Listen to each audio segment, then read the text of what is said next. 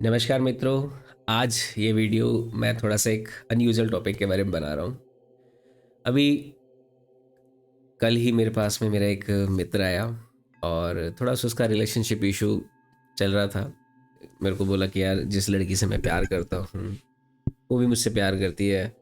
अभी 2-3 दिन पहले थोड़ा वो कह रहे कि हमें अपने रिलेशनशिप के बारे में सोचना चाहिए, वो सोचना चाहिए। तो वहाँ से उसने बोला कि हम दोनों के बीच में डाउट शुरू हुआ। और अभी मैं ये देख रहा हूँ कि वो मुझसे कट सी रही है। मैं मैसेज का उसे मैसेज कर रहा हूँ पर वो मैसेज सीन कर रही है, रिप्लाई नहीं दे रही है। और मैं बात कर रहा हूँ तो बात कर रही है, पर मुझे ऐसा लग रहा है कि मुझे वो अटेंशन पहले जितनी नहीं दे रही। और उस वजह से उसकी हालत बहुत ख़राब हो रही थी। वो लिटरली ही वॉज क्राइंग और वो कह रहा था कि मैं दारू पी रहा हूँ तो दारू भी काम नहीं कर रही है। मैंने कहा दारू भाई क्यों पी रहा है, दारू पीना तो सेहत के लिए हानिकारक है। फिर वो कह रहा है मैं करूँ तो करूँ क्या। तो थोड़ा फिर मैंने उसको योगा मेडिटेशन का ज्ञान दिया। तो ये पूरी प्रक्रिया मैं आपको समझाता हूँ कि ये क्या है आखिर। ये जो रिलेशनशिप के इश्यूज क्रिएट होते हैं जब कोई लड़का और लड़की रिलेशनशिप में होते हैं, और क्या क्या दिक्कतें आती है, और अभी ये जो मेरा दोस्त इस फेज से गुजर रहा है उस फेज से बाहर निकलने के लिए उसको क्या करना चाहिए, जो मैंने उससे डिस्कशन के दौरान जो बातों में मेरे समझ में आया।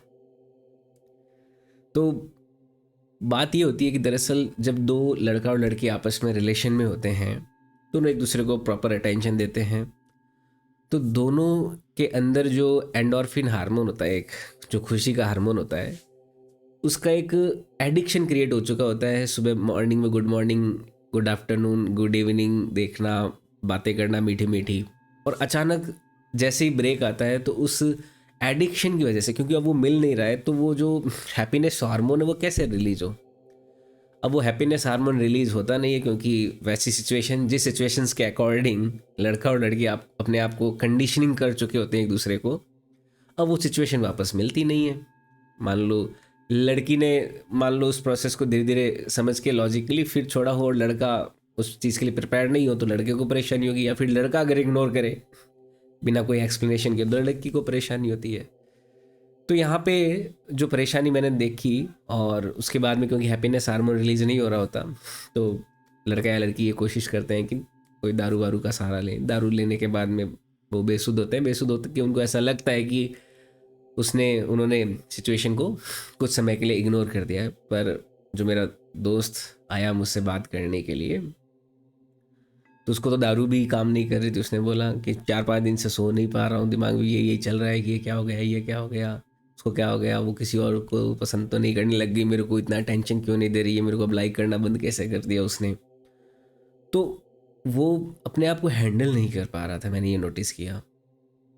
तो मित्रों, यहाँ पर ये जो एडिक्शन क्रिएट हो जाता है कभी कभी जब आप रिलेशन में होते हो, तो उस एडिक्शन से बाहर कैसे आया जाए, और या फिर इस तरह की कोई सिचुएशन में आप फंस भी जाते हो तो उसको कैसे डील करना चाहिए, आज थोड़ा सा हम इस बारे में चर्चा करेंगे। मित्रों, जब ऐसी सिचुएशन आती है तो पहले तो आप अवेयर रहिए कि इट्स जस्ट ए एडिक्शन, और अभी ये इस एडिक्शन की जो डोज है वो मुझे नहीं मिल रही है, उस वजह से मेरे अंदर एक टेम्पटेशन वाली सिचुएशन क्रिएट हो रही है। तो ऐसा अगर अपने आप को थोड़ा सा भी एक्सप्लेनेशन देंगे तो कुछ हद तक आपको यहाँ पे आराम मिल जाएगा। फिर आप सोचिए कि भाई वो कारण क्या थे जिसकी वजह से रिलेशनशिप में गड़बड़े शुरू हुई। उन कारणों पे आप काम कर सकते हो। और कुछ दिन के लिए अगर मान लो ब्रेक चाहिए किसी को, तो आप भी थोड़ा ब्रेक ले लीजिए, थोड़ा सा डिस्टेंस मेंटेन करिए और समय दीजिए दोनों के बीच में जो हारमोनी है वो पहले की तरह इम्प्रूव हो पाए। पर इस तरह के जो दारू पीने वाले रास्ते हैं वगैरह वो नहीं पकड़ने चाहिए। और अपने आप को एक जो आध्यात्मिक जर्नी है, आध्यात्मिक यात्रा है, उस पर बनाए रखिए। योगा, मेडिटेशन, प्राणायाम, ध्यान, इनका सहारा लीजिए। इनकी अगर रेगुलर प्रैक्टिस करते भी रहते हैं तो आप इस तरह के जंजालों में फंसेंगे नहीं भी नहीं। मैं आपको ये गारंटी लेके कह रहा हूँ। और फंसते भी हैं तो आपको कोई ज़्यादा प्रभाव नहीं पड़ेगा विशेष।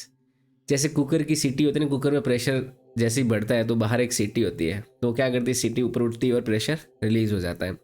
तो ठीक वैसे ही अगर आप ध्यान, योगा, मेडिटेशन करते रहते हो तो आपके पास एक सेफ्टी वॉल रहता है। अगर कभी भी इस तरह का एक गुब्बारा आपके अंदर फूलेगा तो वो सेफ्टी वॉल जो होगा, ध्यान और मेडिटेशन की आपकी प्रैक्टिस जो होती है, वो उस गुब्बारे की हवा को तुरंत बाहर निकाल देती है। तो एक तो आप योगा मेडिटेशन कंटिन्यू करते रहिए, रेगुलर करते रहना चाहिए। और आपको ये बात ध्यान में रखनी है कि इस चीज़ को आपने जो पैरामीटर्स लाइफ के अगर देखते हो, अगर मैं आध्यात्मिक रूप से इसको देखो अब एक्सप्लेन करूं, कि जीवन में अगर हमने हमारी हैप्पीनेस की कंडीशनिंग क्या होती है, एक रिपीटेटिव पैटर्न के साथ अपनी हैप्पीनेस को एसोसिएट कर देना।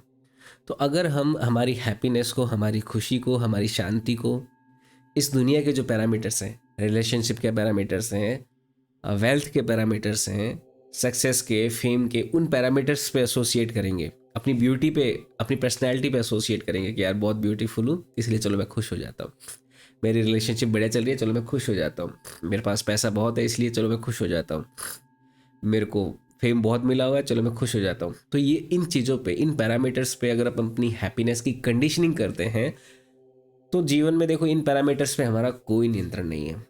ये पैरामीटर्स बदलते रहते हैं, कभी अच्छे होते हैं कभी ख़राब होते हैं। तो उस वजह से हमारी हैप्पीनेस का जो ग्राफ है ना वो भी ऊपर जाएगा नीचे जाएगा, ऊपर जाएगा नीचे जाएगा, और हमें परेशान होना पड़ेगा। तो यहाँ पे स्पिरिचुअल जो वे है, आध्यात्मिक जो वे है, वो क्या है कि आप कोई ऐसे पैरामीटर्स अपने लाइफ में डिसाइड कर लें जो आपके नियंत्रण में हो। क्या नियंत्रण में है? एकदम बैठ के ध्यान लगाना, मन को शांत करना, रोज़ाना आधा घंटा 1 घंटा प्रैक्टिस करके ये गतिविधि आपके नियंत्रण में है। जैसे मित्रों, मैं पिछले 12-13 साल से मेडिटेशन रेगुलर कर रहा हूँ। तो मेडिटेशन करते ही वो जो हारमोनी और पीस होती है, जो सेरेनिटी होती है, जो मैं कैरी फॉरवर्ड कर रहा हूँ, वो आगे पास ऑन हो जाती है। मतलब आज मैं जैसे मैंने मॉर्निंग में मेडिटेशन किया तो आज पूरे दिन भर का जो एक पीस और सेरेनिटी मैं अपने अंदर चाहता हूँ वो एक्वायर कर चुका होता हूँ, जो आज पूरे दिन मेंटेन रहेगा, कल भी वो मेंटेन रहेगा, परसों। तो मुझे रेगुलर वो प्रैक्टिस, अभ्यास करते रहना होगा। और इसमें मेरी जो कंडीशनिंग हो रखी है, हालांकि मेरे बड़े भैया साइकेट्रिस्ट हैं तो वो ये बात बोलते हैं कि मैंने अपनी कंडीशनिंग जो है हैप्पीनेस की वो इसमें कर दी। तो मुझे लगता है वो ठीक भी है, क्योंकि कम से कम वो चीज़ मेरे नियंत्रण में है। उतना सा एक्ट करके मैं अगर हैप्पी हो जाता हूँ, मान लो कि साइकोलॉजिकल वे में भी इसको एक्सप्लेन करें कि भाई थोड़ा सा ध्यान, योगा, प्राणायाम, उसमें मैंने अपनी कंडीशनिंग कर दी है, जो इंटेंटफुली भी है, नॉन इंटेंटफुली कुछ भी हो, लेकिन मैं अगर कर भी दिए तो उसके पैरामीटर्स तो मेरे नियंत्रण में है, उसमें मेरा कंट्रोल है पूरा। मैं जब चाहे ध्यान, योगा, मेडिटेशन कंट्रोल वो करके अपने आप को खुश, प्रसन्न, शांत और आनंदित कर सकता हूँ। परंतु अगर मैं जीवन के जो पैरामीटर्स हैं उन पे मेरे एंडोर्फिन और डोपामिन के रिलीज होने को डिपेंडेंट कर दूँ, वहाँ पे मेरी कंडीशनिंग अगर हो जाए तो गड़बड़ है भाई साहब, क्योंकि वो पैरामीटर्स तो बदलते रहते हैं ना, वो बदलते रहेंगे तो मेरी खुशी का जो लेवल है वो भी ऊपर नीचे होता रहेगा, तो उससे परेशानी होएगी, इससे अनियंत्रण का भाव आएगा, अपन को लगेगा अपने आप अपन खुद ही कंट्रोल में नहीं है। लेकिन जहाँ पे आपने अपनी हैप्पीनेस, खुशी को कंट्रोल में कर रखा है उन पैरामीटर्स पे, तो वो पैरामीटर्स तो आपके नियंत्रण में है। अब आप रिलेशनशिप में हो, लड़की का फ़ोन आप एक्सपेक्ट कर रहे थे कि अभी 12 बजे आना चाहिए था, 1 बजे आना चाहिए था, वो नहीं आया, आपका हैप्पीनेस लेवल डाउन हो जाएगा। शाम को आ गया मान लो तो हैप्पीनेस लेवल बढ़ जाएगा, है ना। किसी लड़के ने आपको इतना टेंशन नहीं दिया, किसी लड़के का मैसेज आपके पास नहीं आया, तो ये सारे अगर रिलेशनशिप के, अगर आपने अपने आप को कंडीशनिंग करवा रखी है अपने हैप्पीनेस की, डोपामिन और एंडोर्फिन रिलीज़ कराने की, तो उस रिलेशनशिप के जो बढ़िया बढ़िया मोमेंट्स होंगे उनमें तो हैप्पीनेस रहेगी, अच्छा लगेगा, गुडी गुडी फील होगा। लेकिन जैसे ही गड़बड़े होती हैं तो आपको सैडनेस फील होएगी। तो मेरा यही कहना है कि आप जीवन में कृत्य सारे करिए। मैं ये नहीं कहता कि आप रिलेशनशिप में ना पड़ें, आप पैसा नहीं कमाया, फेम नहीं कमाया, आप दुनियादारी की चीज़ें ही करना छोड़ दें और संत महात्मा बन के हिमालय की गुफा में चल जाए। नहीं, मैं ऐसा नहीं कह रहा। मैं कह रहा हूँ आप जीवन में सब कुछ करिए, आप जीवन बहुत पूर्णता के साथ जिए, जीवन के सारे अनुभव लीजिए, परंतु उन अनुभवों पे अपनी खुशी, शांति को आसक्त मत कीजिए। उन अनुभवों से गुजरिए, उन अनुभवों में जो एक एहसास छिपा हुआ होता है उसे अपने साथ लेते रहिए। आप शादी करिए, आप संतान पैदा करिए, जो प्रक्रिया है उनको जिए, पर उनके ऊपर अपनी हैप्पीनेस और सैडनेस को बहुत ज़्यादा डिपेंड कर देंगे अगर उन पैरामीटर्स पे, तो आपको एक जो माइंड का एक टर्बुलेंस होता है ना, अस्थिर अवस्था, अस्थिर विचार, अस्थिर भावनाएं, वो आपको मिलती रहेगी। परंतु अगर आपने योगा, मेडिटेशन, ध्यान, इसी से ही अपनी कंडीशनिंग कर दी है अपने माइंड की, तो वो किया और काम हो गया बस। बाकी जितने भी गतिविधियां करेंगे आप दिन भर, क्योंकि उनमें आपका कोई आसक्ति नहीं है कि वहाँ से हैप्पीनेस मिलेगी नहीं मिलेगी, मिलेगी भी ठीक नहीं मिलेगी भी ठीक, मिलेगी तो आप उसे अच्छे अनुभव की तरह लेंगे, नहीं भी मिलेगी तो आप मैनेज करेंगे कि यहाँ पे क्या गड़बड़ हो रही है, चलो इसको ध्यान से समझते हैं। और इस वजह से आपका जो ये जीवन है वो एक गहरे आध्यात्मिक अनुभव के साथ, एक अच्छे आनंद के साथ, शांति के साथ आगे बढ़ता रहेगा। और क्योंकि आपकी आसक्ति नहीं होगी तो आप सोच भी बहुत बेहतर तरीके से पाएंगे, भावनात्मक रूप से नहीं सोचेंगे, आपके निर्णय लेने की काबिलियत बढ़ेगी और उससे आप बेहतर प्रभावशाली व्यक्ति बन पाएंगे।